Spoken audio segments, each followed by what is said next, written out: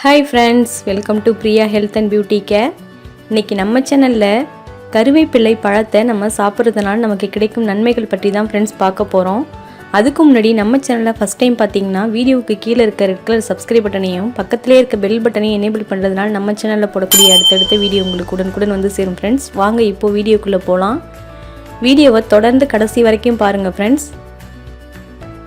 கருவேப்பிள்ளை பார்ப்பதற்கு சிறியதாக தோற்றத்தில் இருந்தாலும் இவற்றில் புதைந்துள்ள சத்துக்கள் பார்த்திங்கன்னா ஏராளம் ஃப்ரெண்ட்ஸ். அதே போல் கருவேப்பிள்ளையோட பழத்துலேயும் பார்த்திங்கன்னா எண்ணற்ற சத்துக்கள் நிறைந்துள்ளது. இயற்கை நமக்கு அளித்த மாபெரும் கொடையில் இந்த கருவேப்பிள்ளையும் ஒன்று ஃப்ரெண்ட்ஸ். நம் முன்னோர்கள் பார்த்திங்கன்னா ஃப்ரெண்ட்ஸ் இந்த கருவேப்பிள்ளையையும் கருவேப்பிள்ளை பழத்தையும் மருத்துவத்தில் பயன்படுத்தி வந்திருக்காங்க. கருவேப்பிள்ளை பழங்களில் பார்த்திங்கன்னா இரும்பு சத்து அதிகமாக இருக்குது. மேலும் ஃபோலிக் ஆசிடும் நிறைந்துள்ளது. ஒரு நாளைக்கு 2 கருவேப்பிள்ளை பழத்தினை நம்ம சாப்பிட்டு வந்தாலே இரத்த சோகை நீங்கும்.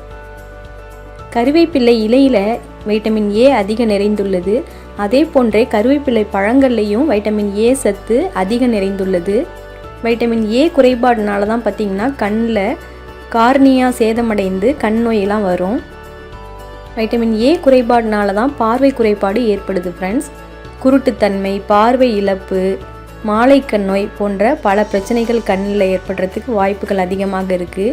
நம்ம தினமும் கருவேப்பிலை பழங்களை டெய்லிக்கும் 2 பழங்கள் சாப்பிட்டு வந்தால் இந்த கண் நோய்கள்லாம் வராமல் தடுக்க முடியும் ஃப்ரெண்ட்ஸ். கருவேப்பிலை பழங்களை நம்ம சாப்பிட்டு வரதுனால வைட்டமின் ஏ குறைபாடுனால கண்களில் ஏற்படுற கண் நோய்கள்லாம் வராமல் தடுக்க முடியும். இந்த வீடியோ உங்களுக்கு பயனுள்ளதாக இருக்கும்னு நினைக்கிறேன் ஃப்ரெண்ட்ஸ். இந்த வீடியோ உங்களுக்கு பிடிச்சிருந்துச்சுன்னா உங்கள் ஃப்ரெண்ட்ஸுக்கும் ஷேர் பண்ணுங்கள். மறக்காமல் நம்ம சேனலை சப்ஸ்கிரைப் பண்ணுங்கள், லைக் பண்ணுங்கள், கமெண்ட் பண்ணுங்கள். Thank you friends.